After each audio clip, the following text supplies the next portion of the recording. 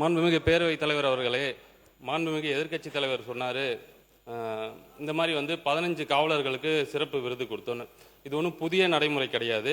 வருடா வருடம் புரட்சி தலைவி அம்மா காலத்திலிருந்தே இது கொடுத்துட்டு தான் வராங்க. அதனால போதை தடுப்புக்கு எந்த ஒரு நடவடிக்கையும் எடுக்கல. எதை வச்சு சொல்றேன்னா, அந்த கஞ்சா உட்பட பல பொருட்களை பறிமுதல் பண்ணாங்க. நாங்க இந்த 100 நாட்கள் அதை விட அதிகமா நம்ம தமிழக வெற்றி கழகம் ஆட்சி பறிமுதல் பண்ணியிருக்கு. அதுக்கான டேட்டாவை மானிய கோரிக்கையில நிச்சயம் நாங்கள் சொல்லுவோம். மாண்புமிகு எதிர்க்கட்சி தலைவர் முடிச்சிடலாம். ஒரு மணி நேரம் நீங்க சொல்லுங்க. என்ன தவறான தகவலை இங்க பதிய வைக்கிறீங்க?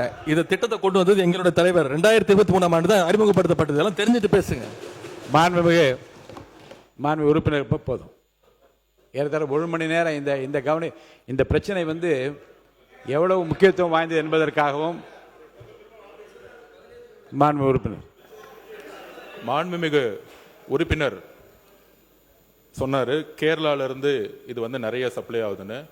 இதுக்கான நடவடிக்கை தான் கேரளால இருந்து ஹோம் மினிஸ்டர் இங்க திரு ரமேஷ் சென்னிதால் அவர்களும் சரி, எங்களுடைய முதலமைச்சரும் சரி, இதற்கான அனைத்து திட்டங்களும் நடந்துகிட்டு இருக்குங்கிறத நான் இந்த இடத்துல பதிவு பண்றேன். கேரளாவுடைய ஹோம் மினிஸ்டரும் தமிழ்நாடுடைய ஹோம் மினிஸ்டரும் சேர்ந்து கூடிய விரைவில் கடுமையான சட்ட நடவடிக்கைகள் மூலம் கேரளால இருந்து தமிழ்நாட்டுக்கு வரக்கூடிய அனைத்து டக்ஸ் உடைய வழிகளையும் மூடுவதற்கான அனைத்து பணிகளும் ஸ்டார்ட் ஆயிருச்சுங்கிறத நாங்கள் பதிவு பண்றோம். சிறப்பு கவன ஈர்ப்பு தீர்மானம். தேனி மாவட்டம் ஆண்டிப்பட்டி தொகுதி தும்மக்குண்டு மேகமலை பகுதிகளில் விவசாயம் செய்யும் விவசாயிகள் குறித்து எதிர்க்கட்சியில் இருக்கிற அனைவரும் எழுப்பிய கேள்விக்கு அரசின் சார்பாக உரிய விளக்கங்கள் இல்லை. எனவே அதை கண்டித்து நாங்கள் வெளிநடப்பு செய்கிறோம்.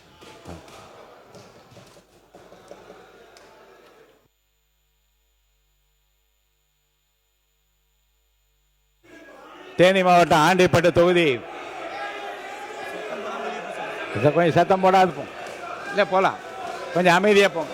அனுப்பிக்கிறேன். போட்டோம் கொஞ்சம் அமைதி.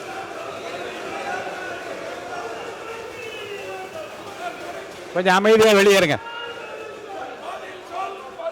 அமைதியாக வெளியேறுங்க. வாங்க அமைதி வாங்க.